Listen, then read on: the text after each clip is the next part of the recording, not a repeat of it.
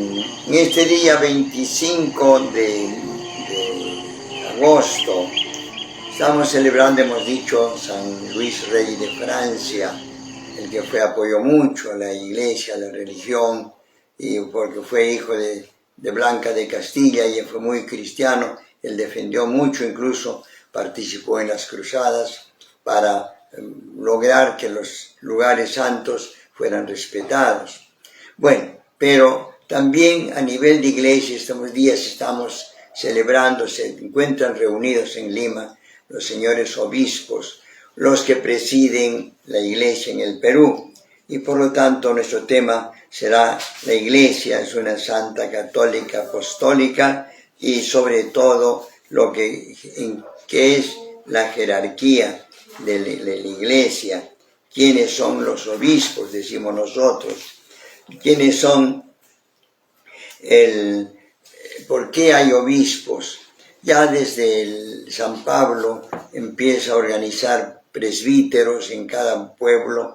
Presbítero significa anciano, una persona adulta, madura, sesuda, en fin. Le dedicaban que ellos presida, que dirige ese grupo. Eran pocos, evidentemente, y uno de los era sea mayor. Entonces, y después dice, nombren a los obispos. Episcopus viene del griego, pues epi es encima, epidermis encima, scopeo, scope es mirar, el que mira desde alto o coordina, organiza algo, el episcopo, ¿no? El obispo ya en castellano. Entonces, Jesucristo dejó a sus fieles no así simplemente, con una mancha de gente, no, sino dejó organizados. Ya Pedro le dice, a ti te daré, sobre ti, Pedro, edificaré mi iglesia, ¿no? A ti te daré las llaves del reino de los cielos, lo que tú ates en la tierra quedará atado en el cielo, y lo que desates en la tierra quedará desatado en los cielos.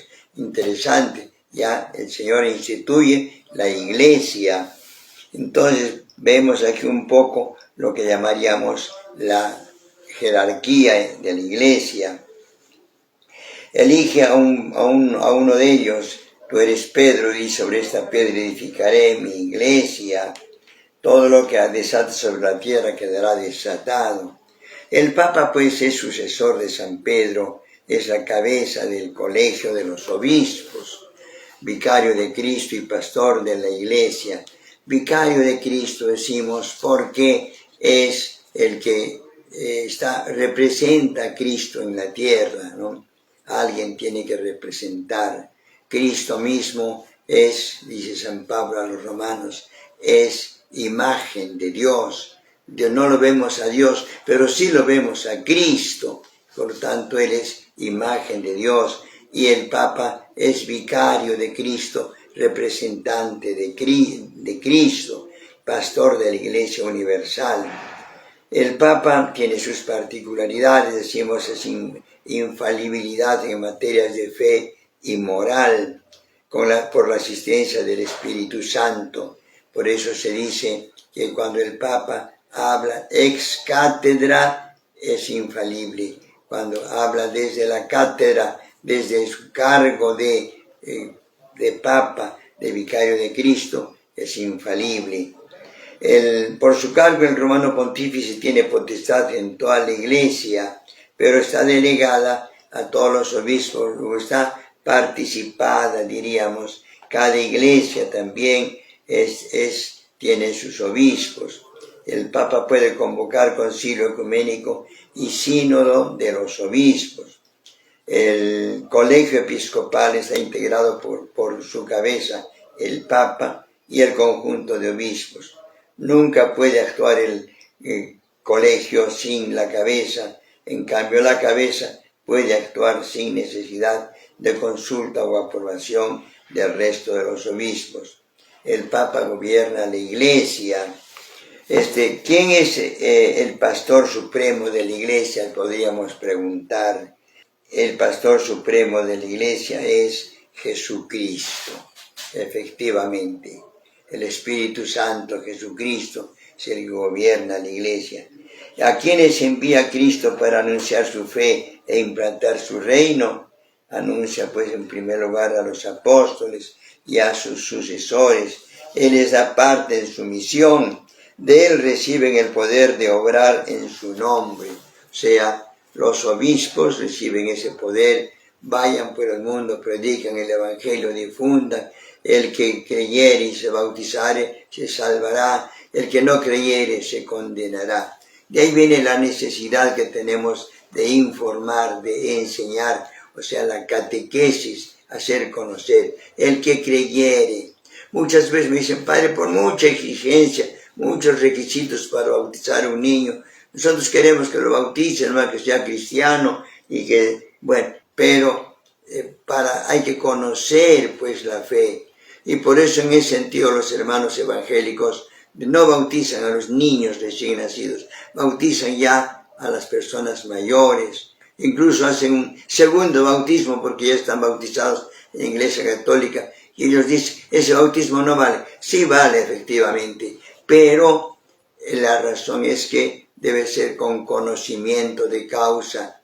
Entonces, ¿y por qué bautizamos a un niño? Porque los papás aceptan la fe, los papás asumen el compromiso, así como se acepta una donación y quien acepta la donación es el papá o el representante, porque el niño no es consciente todavía, así también la aceptación y el compromiso lo asumen los papás y por si acaso, como alguien dice, por si acaso también los padrinos. Por eso para bautizar un niño exigimos que haya unas charlas prebautismales, porque hay que conocer, el que creyere y se bautizare se salvará, el que no creyere se condenará. ¿Quién es el Papa? Es el sucesor de San Pedro, es la cabeza del colegio de los obispos, vicario de Cristo y pastor de la Iglesia universal. ¿Por quiénes está integrado el colegio episcopal? Por su cabeza es el Papa y el conjunto de obispos. Aquí tenemos la asamblea episcopal peruana. El Papa no puede venir, ¿no?, a todos los países, de vez en cuando viene, sabemos, pero hay una persona que se elige, que es el presidente de la conferencia episcopal de los obispos. Ahora es el presidente Monseñor Miguel Cabrejos. También ha venido el señor Nuncio, que se encuentra reunidos ahí, y todos los otros obispos de todas las diócesis y de las misiones. ¿Quiénes son los obispos? Son los sucesores de los apóstoles. Cada uno de ellos dirige la diócesis o porción del pueblo de Dios que le ha sido confiada por el Papa. ¿Y qué es pues la diócesis? Es una porción del pueblo de Dios. Lima, por ejemplo, es una diócesis. Es arquidiócesis porque tiene obispos sufragáneos o dependientes, ¿no? O sea, por ejemplo, tiene la diócesis sufragánea de Cañete, de Huacho. También tiene la diócesis sufragánea aquí de Chosica, de Lurín, también de Comas, ¿no? Entonces son sufragáneos, pero es una diócesis, y con diócesis pequeñas por eso se llama arquidiócesis. Lo dirige efectivamente para la dirección del clero, atención a los fieles. ¿Qué misión tienen pues los obispos? Ayudados por los presbíteros, sus colaboradores y por los diáconos, tienen la misión de enseñar auténticamente la fe, enseñar la fe, es decir, la catequesis, el catecismo, enseñar la Biblia, a entender la Biblia. Por eso, estimados hermanos, nosotros queremos a través de estos programas y estas redes que ustedes conozcan la Biblia, lean la Biblia, pero léanla un poco, no diré como una novela o simplemente leer por erudición, sino la leemos por diríamos, enseñanzas.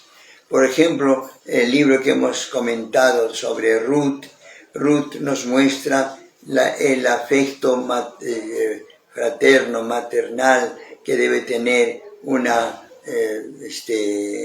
diríamos, una nuera con su suegra. Entonces, ahí ve cómo ella va siempre con su suegra, la apoya, y efectivamente viene toda esta historia buena con David y el rey Salomón. Entonces, esa es un poco la enseñanza que debemos tomar de la Biblia. Leer la Biblia entendiendo. La historia de José es interesantísima, cómo lo venden a José, lo quieren matar, uno lo defiende y dice no lo matemos, lo secuestraremos más bien, o lo venderemos mejor. Son cosas malas también, pero son menos malas, y lo venden, y en cambio Dios lo convierte allá en el jefe de Egipto, y curiosamente José les ayuda a sus hermanos después, en vez de vengarse de ellos, ¿no? Les ayuda. Así es, hermanos, que la Biblia hemos de entender. Los otros libros también se entiende un poco el contexto. Por eso ustedes lean un poco la Biblia, pero coordinando con sus párrocos y siguiendo los cursos de Biblia para ver qué enseñanza me da. No, si yo leo este tomo, ¿y a mí qué me enseña este texto de la Biblia? Los de los obispos, ¿qué me enseñan? Dice, ¿qué misión tienen los obispos? Dice, tienen la misión de enseñar auténticamente la fe, celebrar el culto divino y de dirigir su iglesia como verdaderos pastores.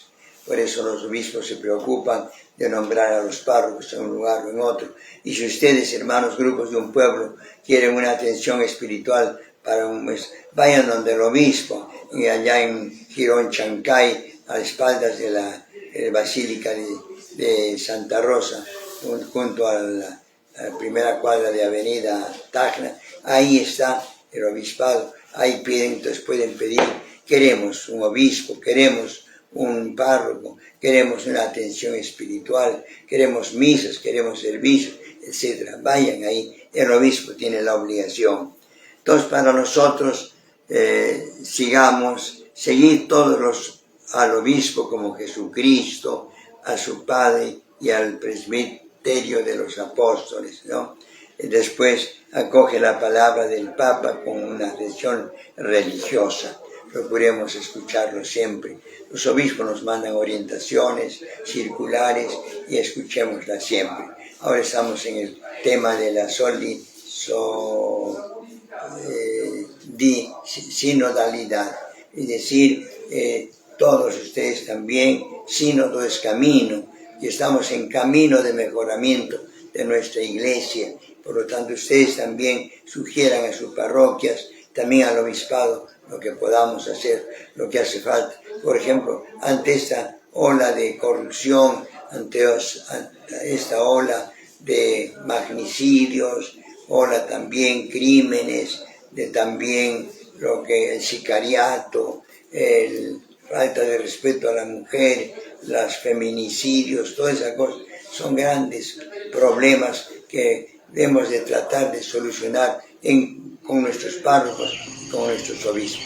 Estimados hermanos, que el Señor nos ilumine, pero leamos y apoyemos a nuestros obispos y recemos por ellos.